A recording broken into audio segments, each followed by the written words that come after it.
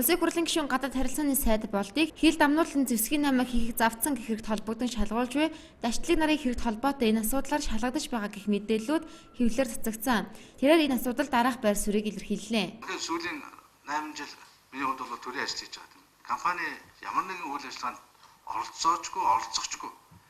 Тэр компани одоо тэр мяаттай ямар нэгэн асуудал байгаа бол тэр мяатыг шалгаж байгаа. Тэрний үр дүн бол эргээд олон нийтэд хуулийн байгууллага дэлгээд гаргаад өгч байна. Тэнд бол надад оролцох юм байхгүй, хамгаалах юм байхгүй. Ер нь үнэн мөнөөр л байх хэрэгтэй. Тэнд үнэхээр ямар оролцоо юу байгаа гэдгийг бол би тэр хуулийн байгууллага шалгалтыг гэдгийг гаднаас нь өөрөөр болцоо байхгүй. Юм болгон үнэн мөнөөрөө яг та бүхэн нээлттэй гараараа гэдгийг л хүсэж байгаа. Тэрнтэй адилхан бол бас сүүлийн үед бүр зориуд зохион байгуулалттай. Би Батланбаатарын сайд бас учраас энэ л холбоотой байж таарна гэж зориуд тийм ээ өмнөх засгийн газрын өмнөх сайдын үед шийдэгдээд явж исэн тэрийг харин би зогсоосон. Би болиулсан. Ийм одоо шинэ хэргийг надад хамааруулж энэ зориудын хар пиар явуулсан.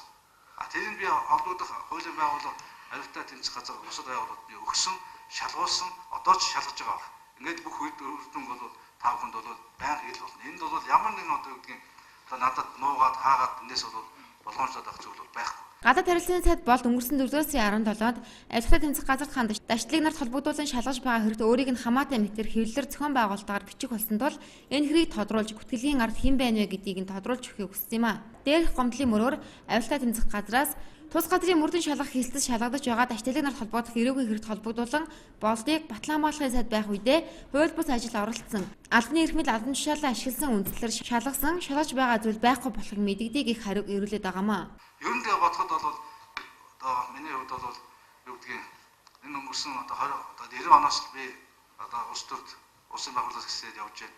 За сонгуул ядагцсан үедээ бол хувийн сектор бизнест ажиллаж ирсэн үнэн. Үнэхээр Монголын бодит байдал тийм юм чинь. Ердөө бол та сонгуул ядагцсанд бол ажилгүй болдог. Ажилгүй болтол хувийн секторт ажиллаж шүү дээ тийм биз. Тэр үед бол одоо тодорхой баялаг компани банк олон зүйл үүсгэж ажиллаж хөл дээр нь босгосон үнэн. Тийм нөхцөл бол өнөөдөр юу гэдгийг нэг тийм нэг арайчтай нэг Батланбаатарын сайд байхдаа нэг юм одоо хачин 8-ад оролцоод явахгүй гэдгийг бол ихээр итгэх хүмүүс нь итгэх баха. Би хуулийн байгууллагад өөхгүй хандаж шалгуусаар байх болон шалгасан дүнг бол та бүхэнд хэлсээр байх болно.